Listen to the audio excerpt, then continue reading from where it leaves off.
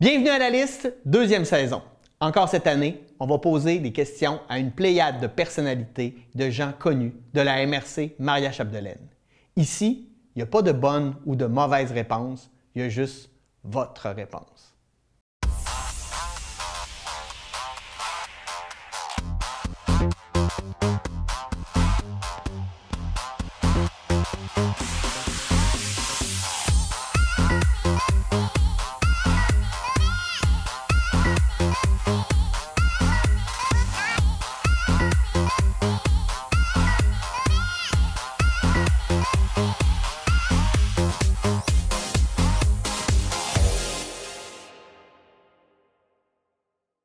Cette semaine, quel mot ou expression aimerais-tu bannir?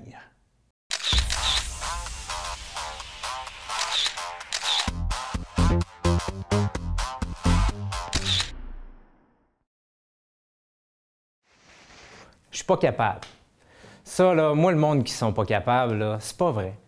C'est pas vrai. Dans ma tête, ça se peut pas. Tu te forces, tu fouilles le problème, tu cherches une solution. Il y en a toujours une. C'est pas vrai que t'es pas capable. T'es capable!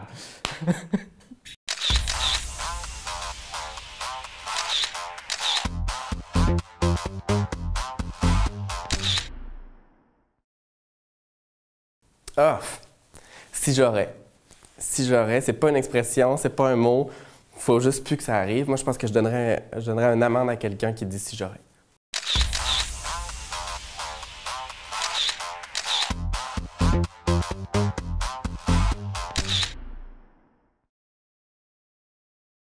Je cote quelqu'un. Dire je cote quelqu'un, je trouve ça un peu con parce que cote, c'est ciseaux, non? Pourquoi tu coupes quelqu'un? Je la catch pas.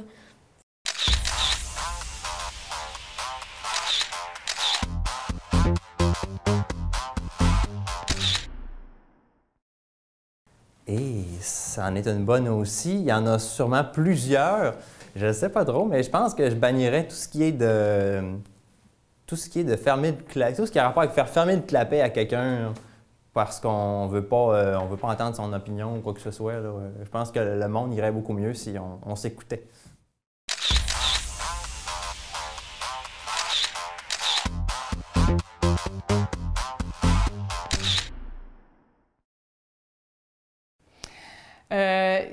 Plus capable. Donc, la phrase que je déteste entendre de ce temps-ci ou le mot, c'est vraiment l'expression « fuck all ».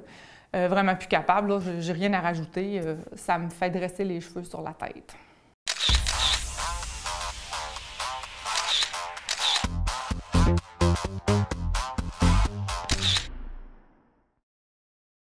Celle-là, je l'ai étudiée.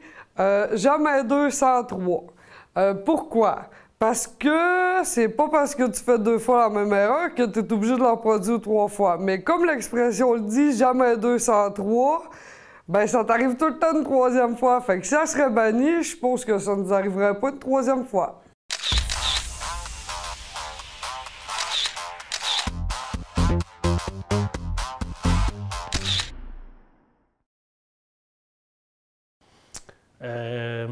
Mot ou expression? Probablement l'expression « en tout cas ». Mais en tout cas dans le sens « en tout cas ». Tu sais, quand tu parles avec quelqu'un, tu t'ostines un peu, puis que la personne en face de toi te finit ça avec un « en tout cas », tu peux comme pas vraiment rien dire après, tu es comme pogné à dire là, il n'y a rien à dire, ça vient comme de finir la conversation. Alors c'est quelque chose que j'enlèverais, moi, ça, le « en tout cas », le droit de dire « en tout cas ».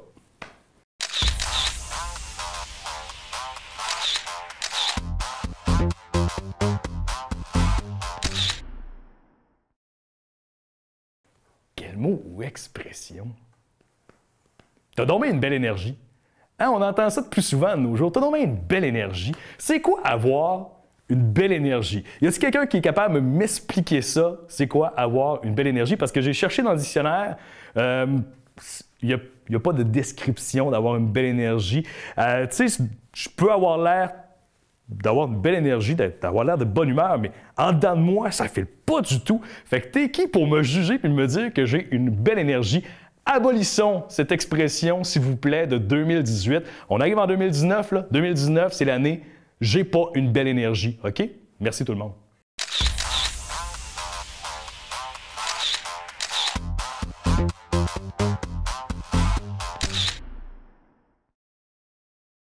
Oh, ce que je voudrais bannir comme mot ou expression. Ben écoutez, moi là, j'aime bien beaucoup notre petite langue française, mais quand que je vois un Québécois qui utilise des anglophones à outrance, ou juste des mots qui n'ont pas rapport dans la langue française, genre investigation, ça n'existe pas. Ou bien un exemple de phrase que je trouve assez rebutant, c'est quand on a une discussion entre deux personnes, souvent de type âgé, qui se croisent dans un magasin. Là, ils se disent Puis, ça va-tu? Ah, il faut bien! C'est pas très constructif comme réponse. Donc, améliorez-vous, messieurs ou mesdames.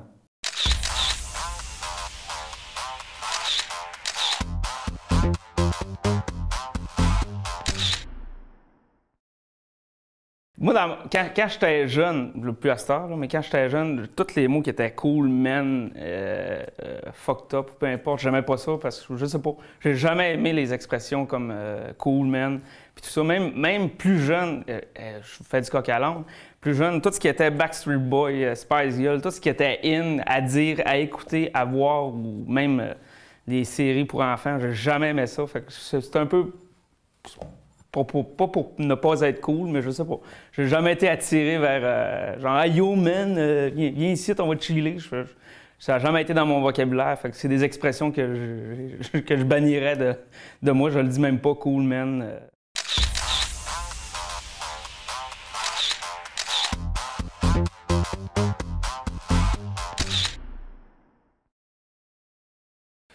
Récemment, j'entendais à la radio Dany Laferrière. Dany Laferrière, l'écrivain haïtien à qui on a demandé la même question. Dany Laferrière est à l'Académie française. Ils ont demandé quel mot t'aimerais bannir, toi qui en as le pouvoir d'ailleurs. Et il a répondu le mot concupiscence. J'ai trouvé ça intéressant. Dans le mot concupiscence, il y a con, il y a cul, il y a pisse. Puis il trouvait que c'était pas l'idéal, surtout dans ce que ça représente. Je pense que concupiscence, c'est l'attrait envers les biens matériels, les biens sexuels. Puis je pense qu'il y a d'autres mots beaucoup plus appropriés puis beaucoup plus bons en bouche pour représenter ces termes-là. Donc concupiscence, un peu comme M. Laferrière, oui. Ouais.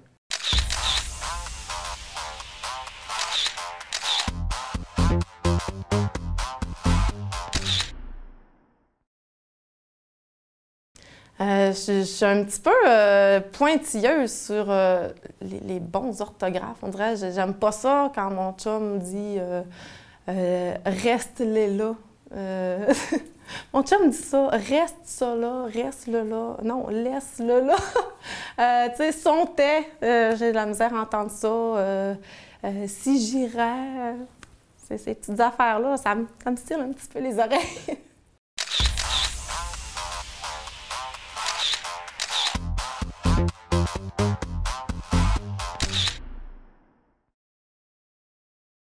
Carpe diem. Je trouve que la majorité des gens utilisent cette expression-là sans avoir fucking idée de qu'est-ce que ça veut dire. Même moi, j'ai aucune idée de ce que ça veut dire. Puis quand je vois salon d'animaux, carpe diem, j'ai le goût de vomir.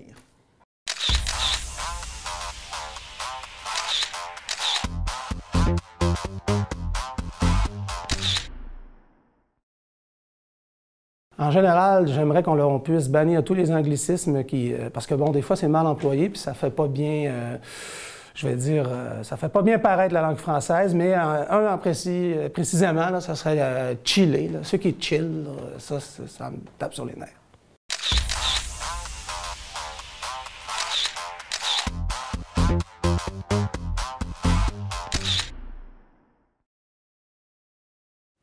Nigga bitch. Oui, parce que c'est tellement... c'est en anglais. Pas bannir à tout point, mais bannir au Québec. Nigga, on racise, on diminue un être humain. Et bitch, les filles, s'il vous plaît, arrêtez de vous traiter de bitch. S'il vous plaît, vous n'êtes pas des chiennes, vous n'êtes pas des salopes. Même si c'est pour rire, les mots marquent beaucoup plus qu'on le pense. S'il vous plaît, arrêtez ça.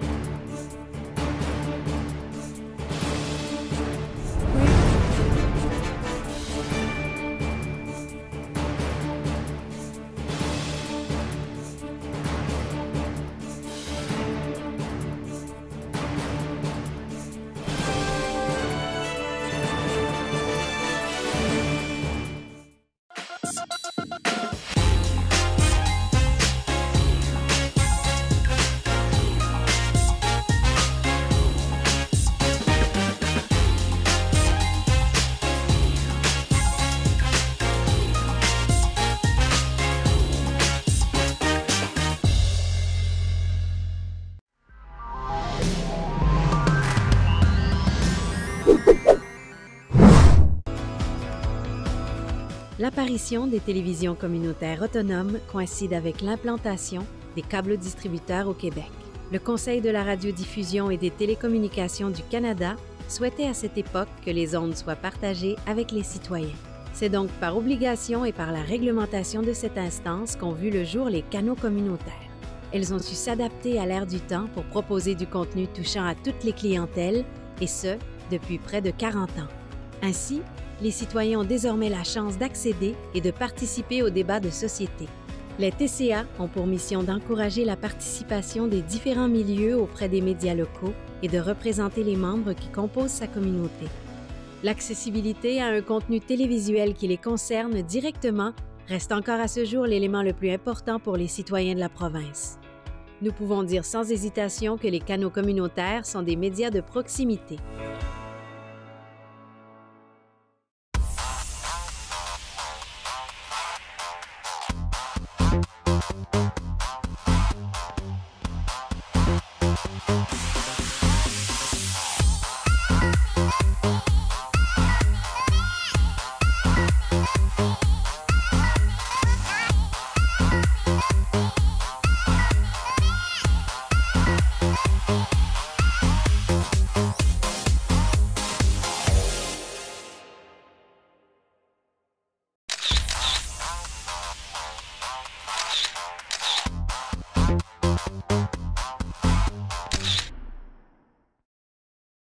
Hey, celle-là, là, je l'ai tellement réfléchie, c'est incroyable. Je pense que j'aime trop la langue française. Je suis pas capable de me décider sur un mot ou une expression. Je trouve que chaque chose a sa couleur.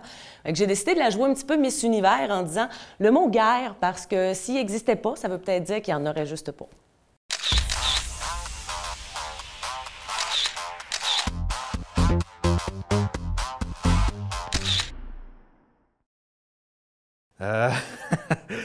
Je dirais, j'ai pas le temps.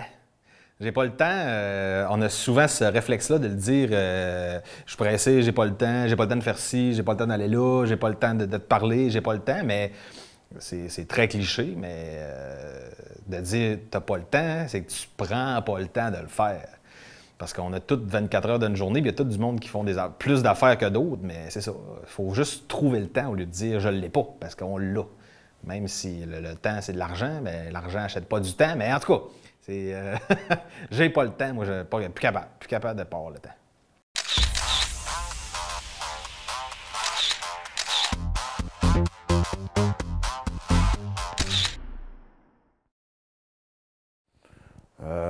Aucune. J'ai besoin de tous les mots. J'en dis beaucoup. Fait que non, on bannit rien, on les garde toutes.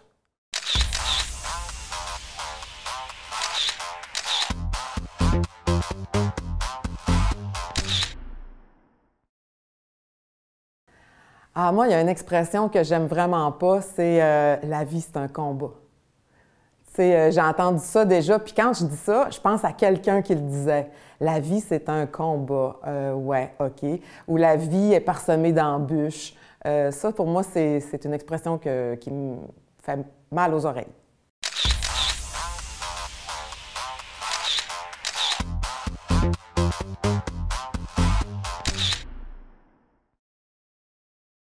Je suis pas capable, je suis pas bon.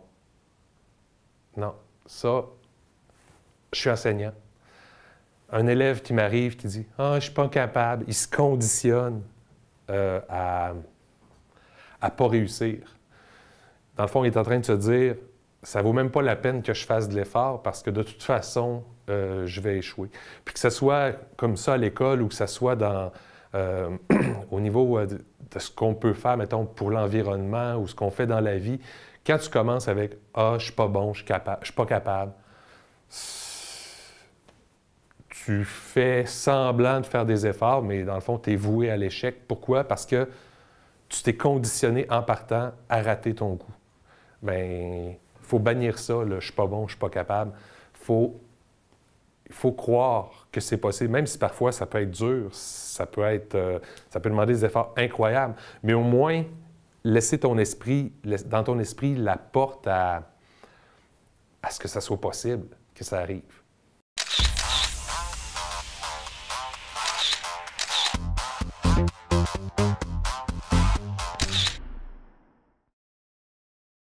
« Hey, c'est drôle parce que j'avais la discussion avec un de mes collègues de travail cette semaine. Puis on se disait, tu sais, le fameux oui, mais. Tu sais, il y a des gens abonnés à ça, là, le oui, mais. Que à toutes les fois que tu amènes des nouvelles idées ou que tu discutes avec ces personnes-là, ils vont sortir un. Ben, ouais, mais. Puis là, c'est souvent des gens qui sont un peu plus négatifs. Ou, puis, tu sais, même nous, là, ben, en tout cas, je m'inclus dans les gens qui utilisent le oui, mais moi, je bannirais le oui, mais. Et je le changerais pour un oui et. T'sais, au lieu de freiner nos idées, bien, qu'on puisse construire. Puis c'est ça, amener nos idées plus loin que plutôt toujours mettre des obstacles dans les choses qu'on fait.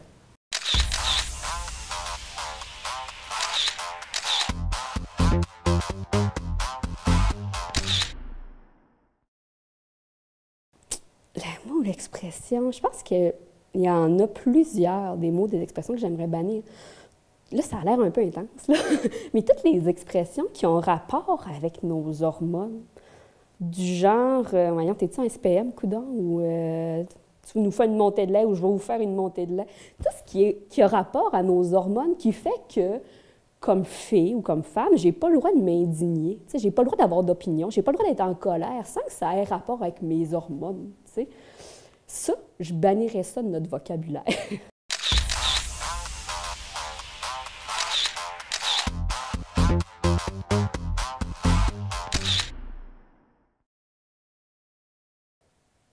J'ai pensé longtemps à ça, des mots à bannir. Selon moi, c'est pas vraiment des mots tels que des comportements pour moi qui seraient à bannir, tu sais, la haine puis l'irrespect, parce qu'au bout de la ligne, on a bien beau utiliser n'importe quel mot, si on n'a pas la mentalité derrière, dans le fond, ben ça vient pas avec. Fait que j'ai souvent dans ça comme mentalité qu'il ne faut pas bannir les mots, tu sais, surtout comme artisan. Moi, j'écris, je fais du théâtre, donc, tu sais, exemple, je donne l'exemple de si je veux faire un personnage homophobe qui utilise le mot tapette, je suis pas contre le mot tapette, je suis contre les gens qui en ont contre les homosexuels. Donc, c'est pas le mot, selon moi, le problème, c'est avec la mentalité derrière.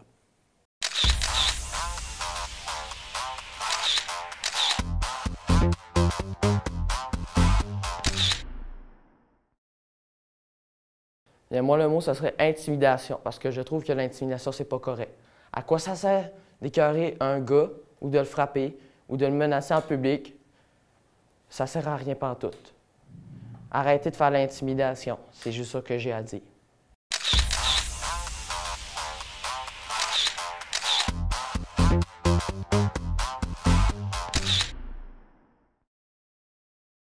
Hey, ça, je sais tellement pas, là. Tu sais, il y a plein de mots ou d'expressions qu'on peut utiliser, puis sortis de leur contexte, sont pas méchants, ces mots-là. Puis comme moi et mon chum, on s'appelle bitch, parce que bitch, c'est un diminutif de B. Tu sais, fait qu'il n'y a pas vraiment de mots méchants ou de mots que j'éliminerais, c'est juste que peut-être qu'il y a certains mots que je changerais l'utilisation.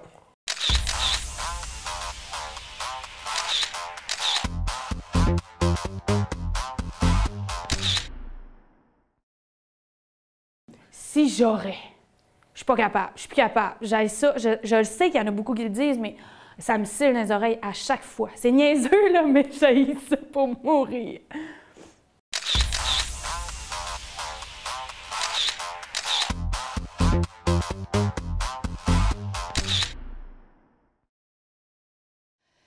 J'ai pas eu le temps. Dans la vie, là, on prend le temps. C'est pas vrai qu'on n'a pas le temps. On fait des choix, puis on va jusqu'au bout. Donc, j'ai pas eu le temps, là, plus jamais.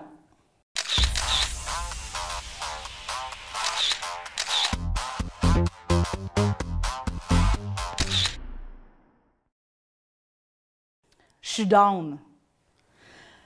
Je suis plus capable. Après occupation double, je suis juste plus capable.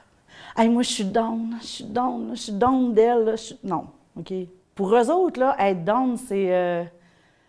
je suis comme en amour, genre, je suis comme... Mais moi, down, dans ma vie, à moi, down, ça veut dire... je suis plate, là, tu sais, je suis arc, là, mais eux autres, c'est pas ça pantoute. Fait que j'ai jamais compris l'expression, puis je l'ai entendu toute la saison.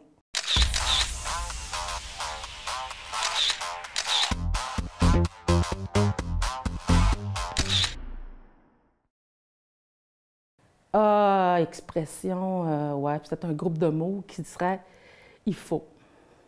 Il faut que, il faudrait que, il faut que. Ça met de la pression. Premièrement, ça met de la pression énormément. Ça met de la pression sur tout mon entourage. Non, fait que ça, il faut, là, même mon fils, il commence à être à bout, il a 13 ans, puis il est déjà écœuré de m'entendre dire il faut que, il faudrait que, il faut que. Fait que je le bannirais, là, puis ça serait. J'aurais vraiment une meilleure vie. Cette semaine, quel geste poses-tu concrètement pour l'environnement? J'ai fait 4 enfants, on recycle 4 fois plus à la maison. J'ai pas fait d'enfants. C'est ça. Hein? La planète est assez peuplée, je ne mettrais pas quelqu'un de plus qui a pollué sa terre. Le bon petit plus que je fais à l'environnement, c'est le fait de ne pas avoir de voiture. Je fais pas de loisirs à moteur. Ça, déjà là, c'est un plus pour l'environnement, pas de gaz à effet de serre. Je suis à l'épicerie, j'essaie de regarder d'où viennent les choses quand j'ai le choix entre 2 produits pour choisir celui qui vient moins loin. Ah, l'environnement. Bien, l'environnement, c'est super important pour moi. Je commence à me positionner de plus en plus. J'essaie de trouver, de m'élever pour faire des gestes encore plus significatifs dans mon milieu. Je pourrais dire quelque chose de très cliché, je recycle, mais allons-y peut-être moins cliché. Je marche et je fais du vélo autant que possible. J'évite de démarrer ma voiture pour faire premièrement des petits trajets. C'est même pas bon pour une voiture, il faut que ça réchauffe un peu. C'est pas pour l'environnement, là. Je sais pas si c'est un geste concret non plus, mais c'est la seule chose à laquelle j'ai pensé, c'est que j'achète mes vêtements en friperie. Ouais, les souliers, les gilets puis les jeans. Il y en a que, tu sais, j'ai mes vêtements d'avant, là, mais maintenant, j'essaie d'acheter plus en friperie parce que j'aime ça puis parce que c'est moins cher puis c'est plus simple. Bien, je dirais que je suis pas le gars le plus environnementaliste au monde, mais je sais que c'est important quand même de faire des efforts. Honnêtement, je pense que j'ai plus de recyclage que de déchets dans ma maison. Tu sais, tout ce qui peut se recycler, ça, je suis super conscient de ça. On essaie d'en poser au quotidien, comme diminuer les petits emballages. Surtout quand tu as des enfants, tu te rends compte qu'il y a beaucoup de choses qui viennent en format individuel. Donc, on essaie le plus possible, mais c'est pas toujours évident. Les sacs d'épicerie, j'essaie de ne pas les oublier parce que ça m'arrive très souvent. Bon, alors moi, j'avais des poules, alors ça a l'air de rien, mais je produis mes propres œufs. Je fais aussi du compost depuis plusieurs années. Bon, là, je recycle comme monsieur, madame, tout le monde. J'essaie toujours de poser des petits gestes pour l'environnement. Je suis pas nécessairement le plus grand environnementaliste, mais j'essaie toujours de faire des efforts, amener par exemple, mes sacs réutilisables lorsque je vais à l'épicerie. Des fois, quand je vais à l'épicerie, je demande pas de sac. Juste parce qu'on n'a pas tout le temps besoin de sac. Hey, plein de choses. Bien, je pourrais en faire plus, ça, c'est sûr. Je pense qu'on peut toujours en faire plus. Sauf que ce que j'essaie de faire, c'est beaucoup de créer des habitudes. Parce que moi, je lève mon chapeau à tous ceux là, qui sont vraiment by the book sur faire attention à l'environnement. Sauf que ce que j'essaie de faire, c'est beaucoup de trouver qu'est-ce qui est simple et que je peux changer dans mes habitudes au quotidien pour faire attention à l'environnement. Fait que c'est sur recyclage, compostage, ça c'est clair. Beaucoup aussi diminuer ma consommation de plastique. Là. Donc, tout ce qui peut être réutilisable, tant au niveau des articles dans la cuisine, des sacs quand on va à l'épicerie, des produits d'hygiène, donc de favoriser le vrac, de faire attention à, c'est ça, tout ce qui est en plastique, tout ce qui est contenant qu'on jette au fur et à mesure. Là. Donc, le covoiturage. Donc, plusieurs petites choses simples. Bien, je pense que comme tout le monde, j'essaie de réduire la consommation de bouteilles d'eau, la consommation de plastique. On fait du recyclage. Je regarde aussi pour m'acheter une voiture électrique. Je consomme selon mes besoins. Je pense que c'est une bonne façon de faire attention à l'environnement. Donc, je fais attention, c'est autant à l'eau que je consomme, aux aliments que je vais acheter, cuisiner, garder pour mes restes le lendemain. Faire attention donc à la surconsommation en général, je pense que c'est bon. Je recycle. Mais je ne suis pas rendue au compostage, mais je recycle. C'était la liste de cette semaine. À la semaine prochaine.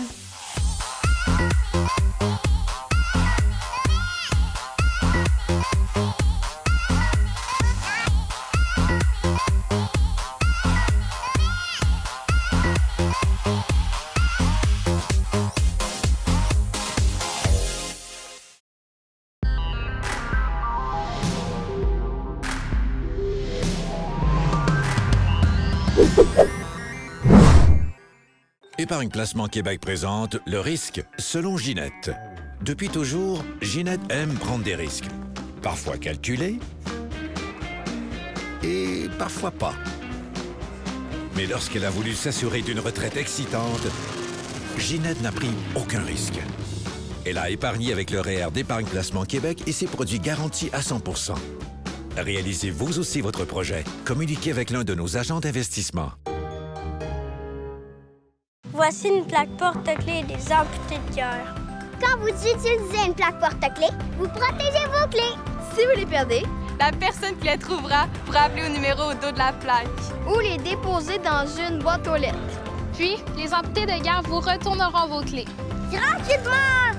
Commandez vos plaques porte-clés aujourd'hui à amputédeguerre.ca. Et améliorer la vie des personnes amputées comme moi. Merci. Bon! Voyons, qu'est-ce que tu fais? Je vais faire le tour du monde à vélo. Mais voyons, tu fais pas de vélo. Tu vas même pas au dépanneur à pied. Je vais rouler jusqu'à Vancouver, la Mongolie, Madagascar, la Terre de Feu, l'Alaska, l'Australie. On part pas faire le tour du monde à vélo du jour au lendemain comme on ne prend pas sa retraite sans l'avoir préparée. Ça évite bien des mauvaises surprises. Une retraite, ça se planifie. T'es où? OK. J'arrive dans 30 minutes. Épargne Placement Québec présente le risque selon Simon. Sans même s'en rendre compte, Simon prend des risques. Des petits et des gros. Mais lorsqu'il a voulu se construire un atelier de sculpture, Simon n'a pris aucun risque. Il a épargné avec le CELI d'Épargne Placement Québec et ses produits garantis à 100%. Réalisez vous aussi votre projet. Communiquez avec l'un de nos agents d'investissement.